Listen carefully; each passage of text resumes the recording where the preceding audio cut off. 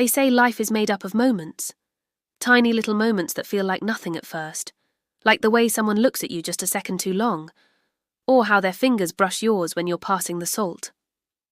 Small things. Harmless things. Until they're not. I used to think I was a good woman, a loyal wife, a mother who knew her place.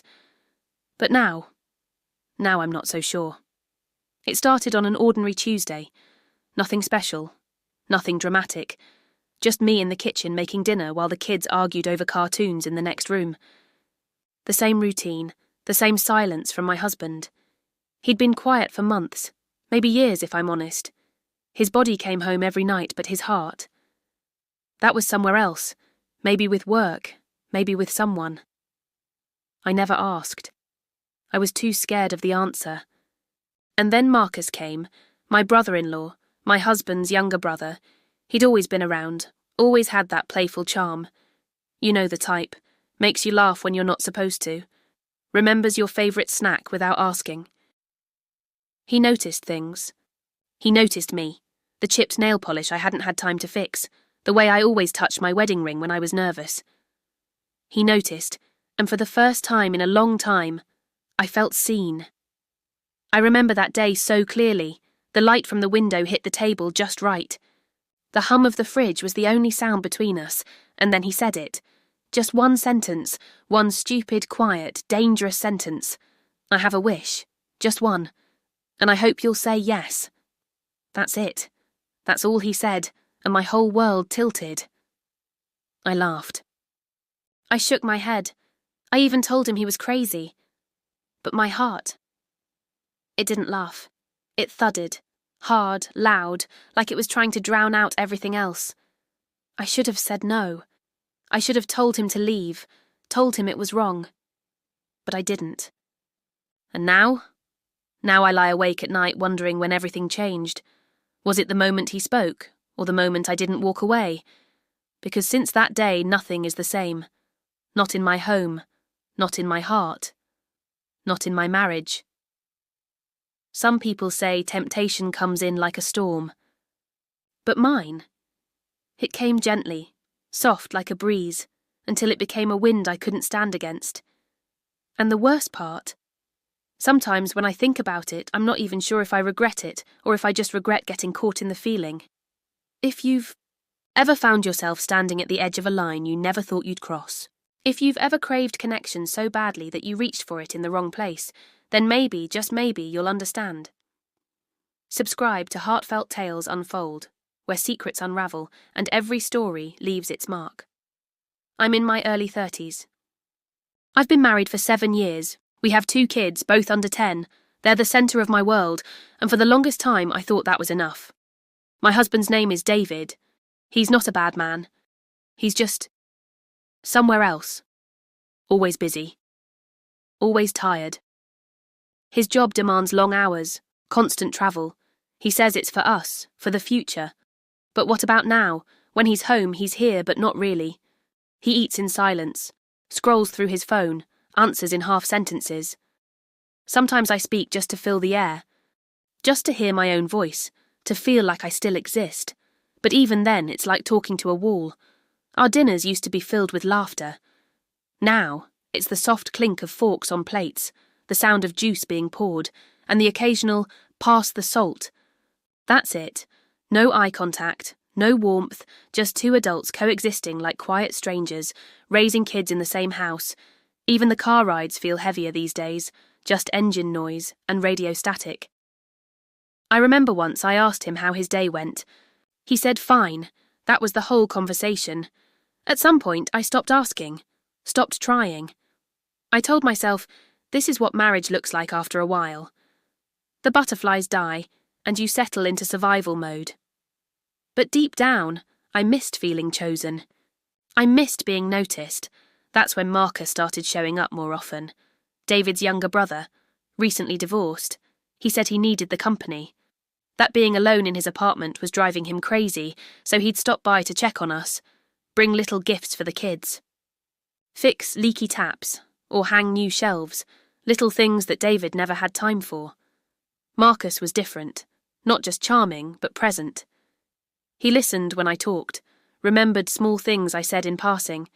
He'd crack jokes when I looked tired. Once, he made dinner while I rested on the couch, just so I could have a moment to myself. At first, I thought nothing of it. He was family, helping out, filling the spaces David no longer had time to fill. But slowly, those spaces started to feel like doors, and I didn't even realise I was opening them. Marcus made me laugh when I'd forgotten how to. He'd notice when I changed my hair, or wore a new dress. He'd compliment me in ways that were subtle but sincere, and I started looking forward to his visits more than I should have. The kids adored him. He was playful, hands-on, warm, the kind of energy I used to pray David would bring home again, but he never did. One night, Marcus stayed late. The kids were asleep. We were sitting on the porch just talking.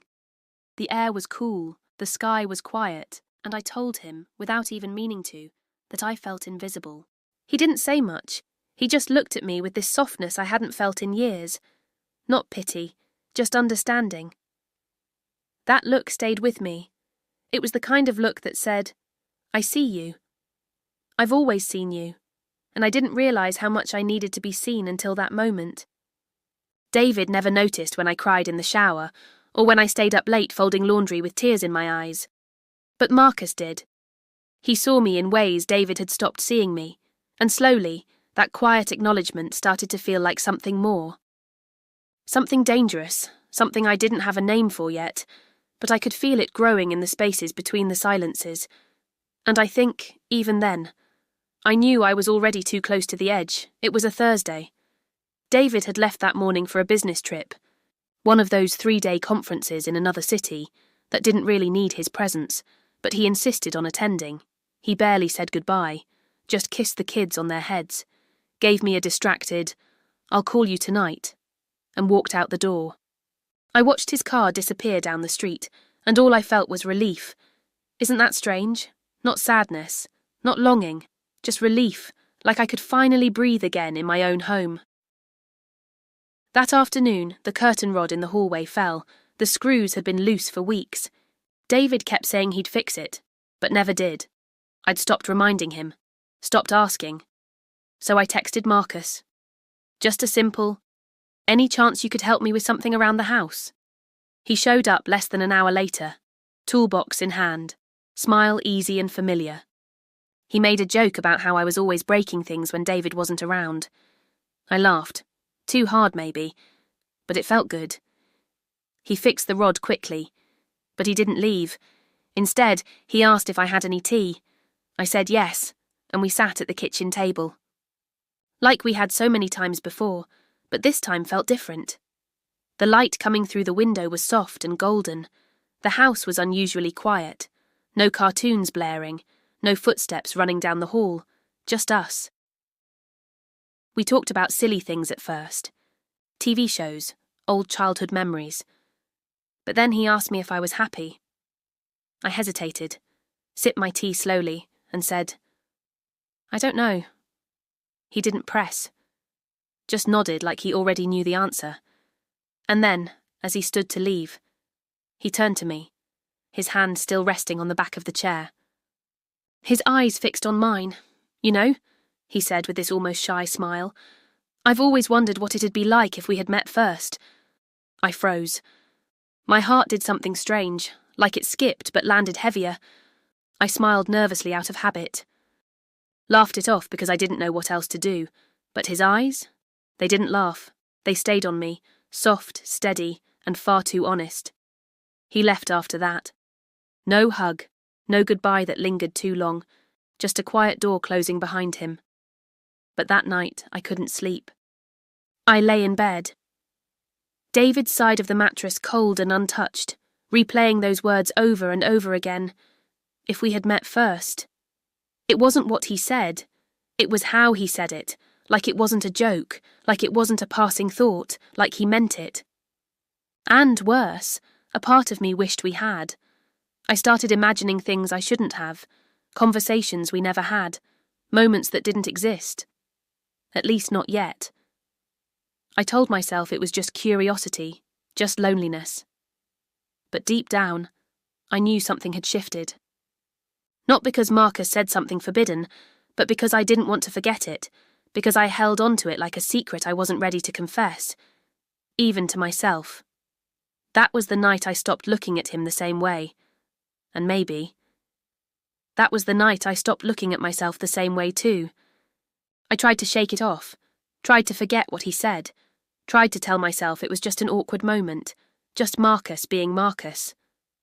But the truth? I replayed it over and over, like a song stuck in my head that I didn't ask to hear. Every time I stood in the kitchen, I'd remember the way he looked at me. Every time the hallway curtain swayed, I'd think of his hands fixing it. His voice, his smile, that damn sentence, if we had met first. I started questioning myself. Was I lonely? Or was I craving danger? Was I missing love? Or just missing being seen? It's hard to explain how you can live with someone, sleep next to someone, and still feel completely alone. David wasn't cruel, he wasn't abusive, but there was nothing left between us but responsibility. Bills, school runs, groceries, schedules, our anniversary passed a few weeks before. Years, he forgot. Didn't even realise until I reminded him the next day. He said, "Oh, sorry, been swamped lately." That was it. No card, no hug, no effort. Sometimes I'd stand in the mirror before bed and stare at my reflection, like I was trying to see what he didn't, what he used to. He used to trace the freckles on my shoulder with his fingers. He used to call me beautiful when I'd roll out of bed with messy hair. Now he barely looked at me at all. And Marcus noticed everything. I started dressing differently. Not dramatically, just a little more thought, a little more colour. Lip gloss, even on days I had nowhere to go. I told myself it was for me, that I was just trying to feel good again. But deep down, I knew when I did it, when Marcus was coming by, he'd compliment me. Nothing over the top, just simple, quiet things. Like, "That colour suits you." Or, "You look rested today." Rested. I hadn't felt rested in years, but when he said it, I believed it for a second. I caught myself waiting for his visits, finding excuses to call him over, asking him to help with things I could have easily done myself. A picture frame, a light bulb, a jammed drawer. Each moment felt harmless. But not really, because I'd feel that flutter in my stomach when I heard his car pull up, and the silence in the house when he left felt heavier than it should have. I told myself it was nothing. Just tea. Just conversation. Just Marcus. But in the back of my mind, something was shifting. Something I didn't want to admit. And every night, I'd lie in bed with David sleeping beside me, thinking about the way Marcus looked at me across the kitchen table. The way his eyes lingered, the way he saw right through the parts of me I thought had gone invisible. And the guilt? It crept in quietly, like a whisper I couldn't silence. I still hadn't done anything wrong. Not technically. Not physically. But emotionally. I was somewhere I wasn't supposed to be. And the worst part, I didn't want to leave. It was just a cup of tea, until it wasn't. After that night, the night he said what he said, something changed, not in the world, not in the house, not in anything anyone else could see, but in me, and in him.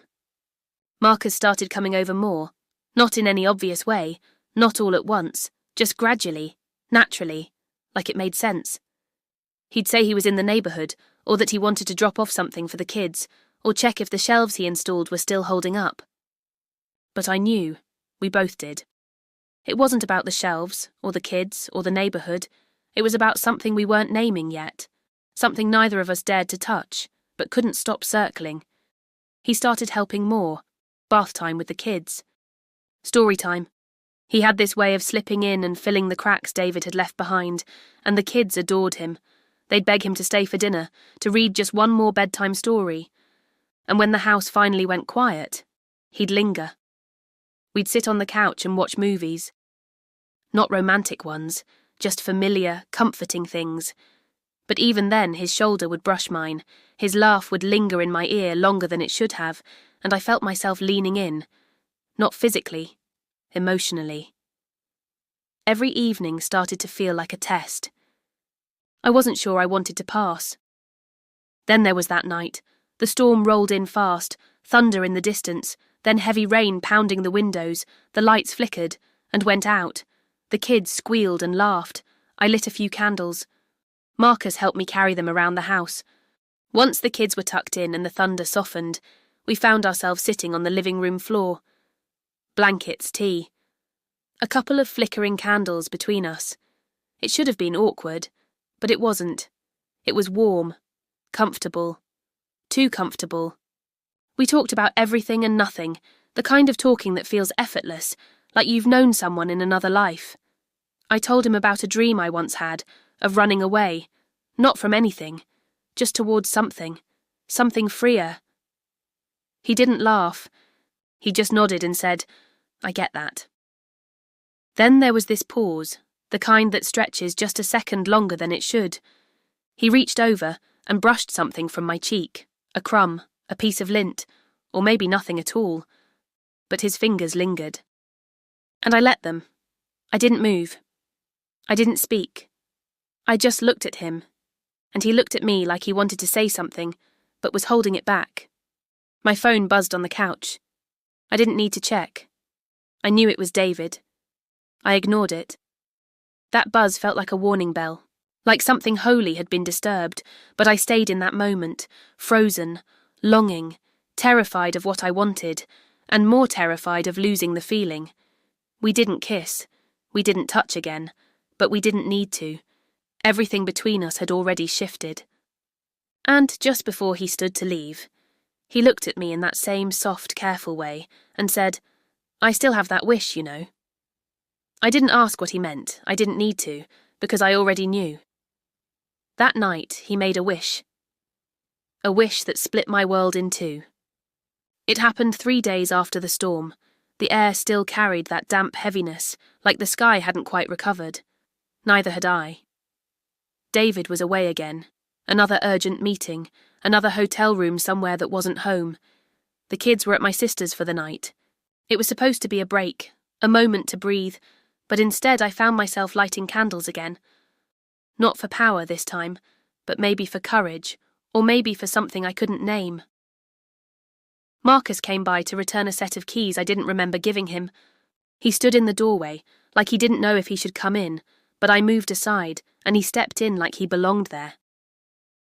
We didn't speak at first, just sat. The room was quiet, but something about the silence felt thick, alive, like it was listening. I poured wine, he barely touched his, and then, out of nowhere, his voice low, almost like he was afraid of it, for just one night, pretend we're the ones married. Everything inside me stopped. Breath, thought, time. I looked at him, really looked at him. He wasn't smiling, he wasn't playing, he meant it. My heart pounded in my ears. The room suddenly felt too small, like the walls were closing in around me. I wanted to say no. I did, but I didn't. I didn't say anything. I just stood there, staring at the man I wasn't supposed to want. But did, and before I could speak, he crossed the room. Slow, careful, like he was giving me time to stop him. But I didn't move, not even an inch. His hand reached up, cupped the side of my face. Warm, steady, too tender for what we were about to do. Then he kissed me, and I let him. It wasn't a soft kiss. It wasn't gentle. It was full of everything we hadn't said, every silent dinner, every lonely night, every look that lingered too long. It was pain and comfort tangled together. It was wrong. But it felt like home. His breath trembled. Mine stopped. I didn't know where I ended, and he began. In that moment, there was no David. No guilt. No rules, just skin and heat and years of longing finally finding a voice, and when it was over, when the air settled and the silence came back. I couldn't look at him. I couldn't look at myself. That night rewrote everything, and nothing would ever feel whole again. Subscribe to Heartfelt Tales Unfold, because the next twist changes everything. The morning after, I couldn't look him in the eye. I couldn't even look at myself. I told Marcus I wasn't feeling well, said I needed time. He didn't argue. He just nodded and left. No hug, no promise. No, we'll talk soon. Just the sound of the door clicking shut behind him. And suddenly, the house felt colder than it had in months. When David came back from his trip, everything looked the same, the furniture in its place, the kids excited to see him, dinner on the stove. But something had shifted, and I could feel it pressing against my ribs. He hugged me tight, longer than usual. And for a second, I wanted to disappear into it. I wanted to feel forgiven for something he didn't even know had happened. But I couldn't relax, because I knew. And the knowing had made a stranger of me. Over the next few days, I tried to act normal.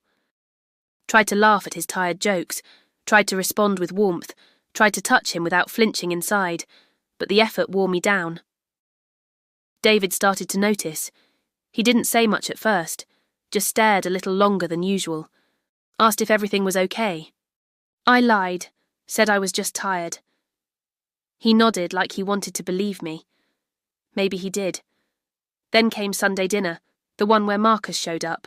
He was invited, like always, family tradition. David was happy to see him. The kids ran into his arms, but when our eyes met across the table, everything in me locked up. He didn't smile, didn't greet me. Didn't even sit next to me like he usually did. He sat across from me, fork in his left hand, eyes on his plate, like I was just another person in the room, like what happened between us had never happened at all, and that hurt more than anything else. I kept my head down, faked a few smiles, laughed at the right moments, but my hands were shaking under the table, and every time his eyes flicked in my direction, I felt like I was being burned alive. After dinner, everyone sat in the living room watching TV. I excused myself, said I needed to shower. I locked the bathroom door, turned on the water, and collapsed against the tile. The sound of the water masked the sound of my sobs. I sat on the floor, knees pulled to my chest. Shaking, I gave in to something I didn't understand. And now I can't undo it. I thought I was lonely. I thought I needed comfort, but I hadn't realised the weight of betrayal until I tried to carry it in silence. The water turned cold. I didn't move. I sat there, letting it pour over me, like it could somehow wash away what I had done. But it couldn't, because what I broke wasn't something I could see. It was inside me, and it was already cracked beyond repair. I used to think I knew what kind of woman I was. Faithful, patient, good. I wore those labels like armour until they didn't fit anymore. Now I just feel hollow, like someone cracked me open and all the good parts spilled out. I think about my marriage more now than I ever did before, about all the little ways we drifted, the things we didn't say, the touches we stopped reaching for. I tell myself I tried, and maybe I did, but maybe I stopped too soon. Maybe he did too. There's a quiet kind of pain that comes from being invisible, from feeling like someone you once meant everything to now sees right through you. And I let that pain become something else. I let it pull me into something I never imagined I'd be capable of. I replay that night in my mind constantly, the way he looked at me, the way I didn't stop him, the way it all felt like relief and destruction at the same time. I thought for a moment that maybe we'd talk about it, that Marcus would come back, that we'd make sense of it together. But when I finally gathered the courage to text him, when I asked if we could meet and talk, he replied with one sentence. It was a mistake.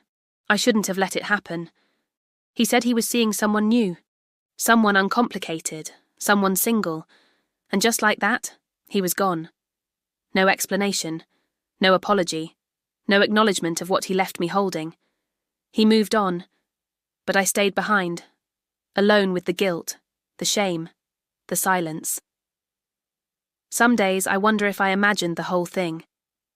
If I made it bigger than it was. If I assigned meaning to a moment he already forgot. But then I'll walk past the hallway where he once stood, or I'll find a shirt in the laundry that still smells like the cologne he wore that night. And I know I didn't imagine it. Some nights I still smell his cologne in my sheets. Some mornings I wake hoping it was all a dream. It wasn't. I am both the villain and the victim in a story I never meant to write, and now I carry the ending alone. Was I wrong for saying yes, to a wish I never thought I'd grant? Or was I just a woman starving for affection and finally fed the only way she knew how? Because the truth is, I don't even know anymore. I don't know where the line between love and loneliness blurs. I don't know how long a heart can go untouched before it starts reaching for warmth in the wrong places. I know what I did. I know it hurt people. I know it changed me. But I also know what it feels like to be unseen, to be good and beautiful and forgotten, to cry quietly so the kids don't hear, to smile through 1,000 little heartbreaks, to ache for something simple, just to be noticed, just to be chosen. If you've ever been torn between loyalty and loneliness, if you've ever sat in the dark wondering how you ended up so far from the woman you used to be, then I want to hear your story. Leave a comment. Let's talk, not as judge and jury, but as people. As human beings who have all made choices we don't know how to carry, and if this story touched something deep in you, if it made you feel less alone or made you question the things we keep hidden, then subscribe to Heartfelt Tales Unfold, because here we don't hide the hard parts. We bring them into the light, one story at a time. Sometimes it's not betrayal that breaks us, it's the silence that comes after, the look in the mirror that you can't quite meet, the nights you lie awake staring at the ceiling, wondering if you ruined everything, or just exposed what was already broken.